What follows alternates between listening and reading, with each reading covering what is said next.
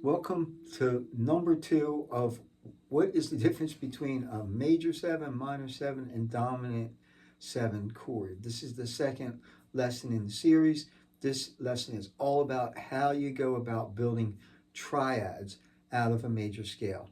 In lesson 1, you learned how to make a major scale, how to construct it with steps and half steps, and you learned what the different intervals in the major scale were called. So thank you for watching. I hope this series helps clear up the difference between the major and the minor and the dominant 7 chords for everyone. It's music theory. Some people call it basic. I call it very confusing. Sometimes it takes a long time to really make it all make sense in your head. So thank you for watching. Welcome to my channel. Appreciate all your comments, your tips, your support, your super thanks. And I hope you're enjoying playing a lot of guitar, learn how to do it maybe a little bit better. Incidentally, these theory lessons apply to every instrument for every musician. So we're in the key of A major, A, B, C sharp, D, E, F sharp, G sharp, A. And I'm doing it this way because that's where I'm going to use the notes to build the chords for you. A, B, C sharp, D, E, F sharp, G sharp, A. One more time, a little slower. A, up to B, C sharp, to D, E, F sharp, G sharp, A. Every note in a major scale has a 3-note chord called a triad that goes with it. There's 2 ways to construct triads. One is directly from the scale, which is sort of kind of easy, and the other way is to know the step formula to construct a chord, which is a little more complicated, takes a little more thought. If you know your scale, to build a chord, literally all you have to do is start on a note, any note, skip the next note of the scale, and then take the following note, skip the next note of the scale, and take the following note.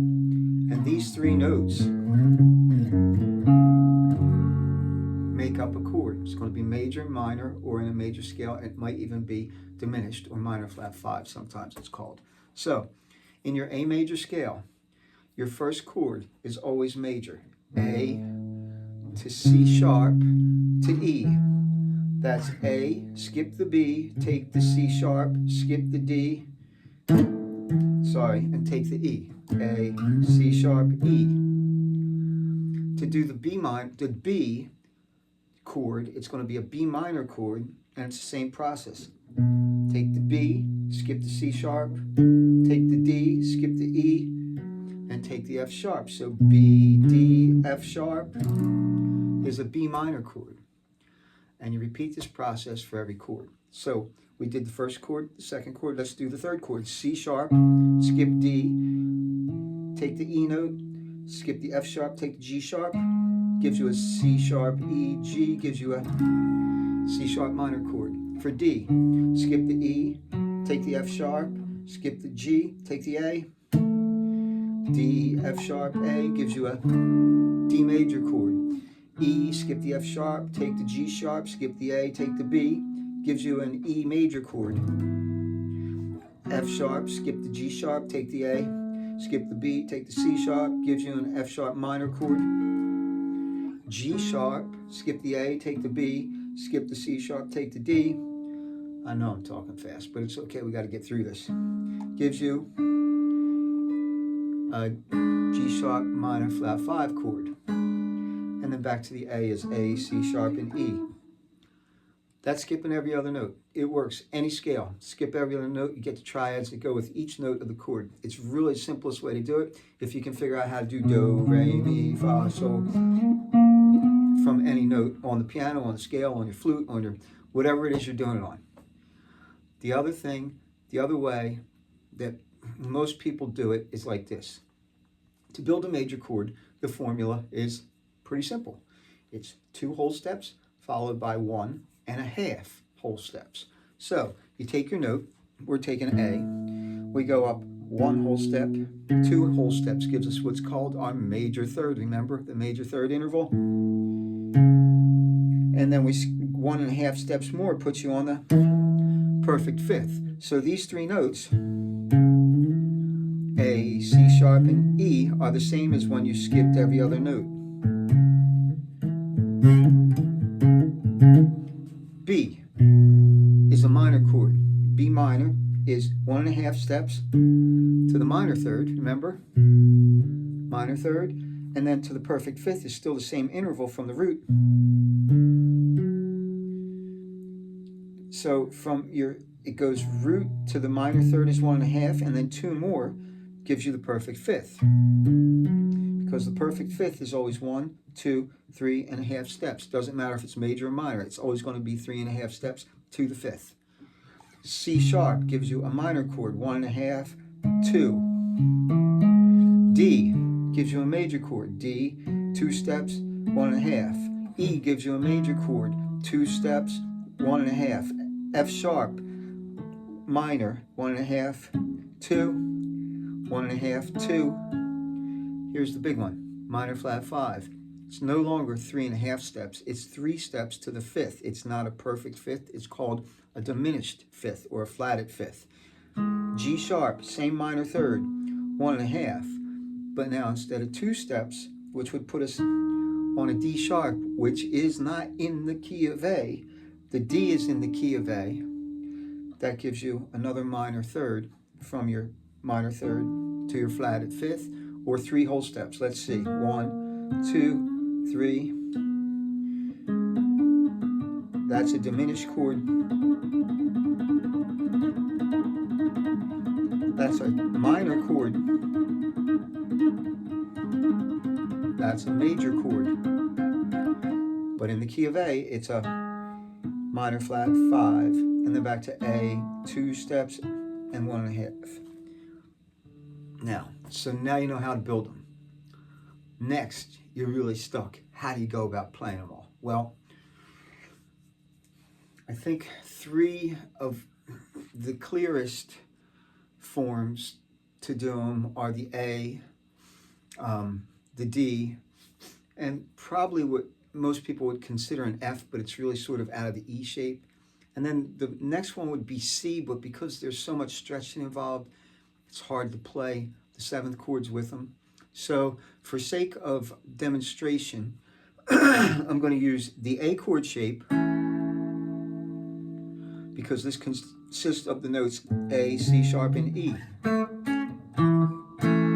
They're inverted, but they're in there. Then we could move up on the same set of strings and get a C sharp, E. That's called root position, root, 3rd, 5th. And then you could go to first inversion, C sharp, E, A. So you have root position, first inversion, take this up an octave, second inversion.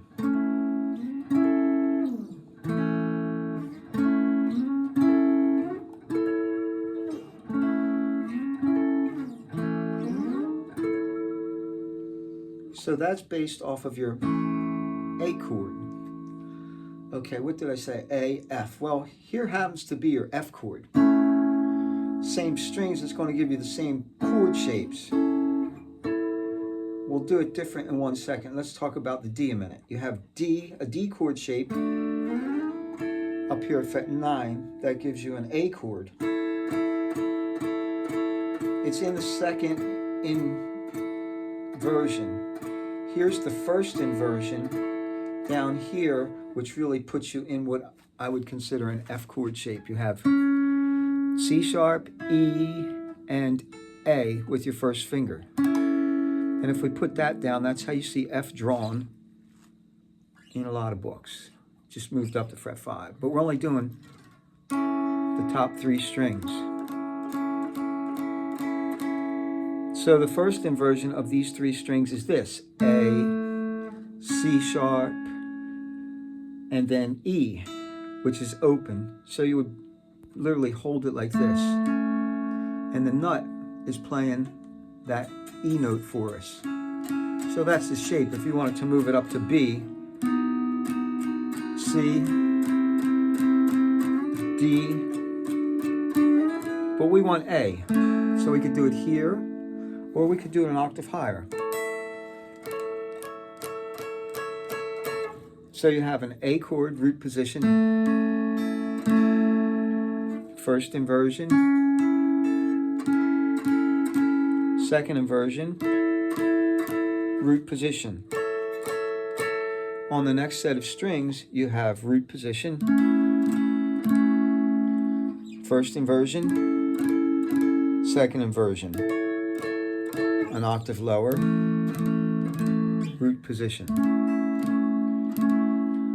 So let's see, I think I have covered really my three shapes so far. Here's my A, here's my F chord shape, two different ways. Here's my D chord shape, two different ways. And my A chord shape also had two different ways. So I'm going to use those three shapes, A, F, and D, in the next video to show you how to turn them into major 7, minor 7, and dominant 7. And I think when we get through that lesson, you should have a pretty good understanding of a couple ways to build the minor chord, the major chord, the diminished triad, a major 7, a minor 7, and a dominant 7. Until next time, have a great day, and I hope you get to play a lot of guitar.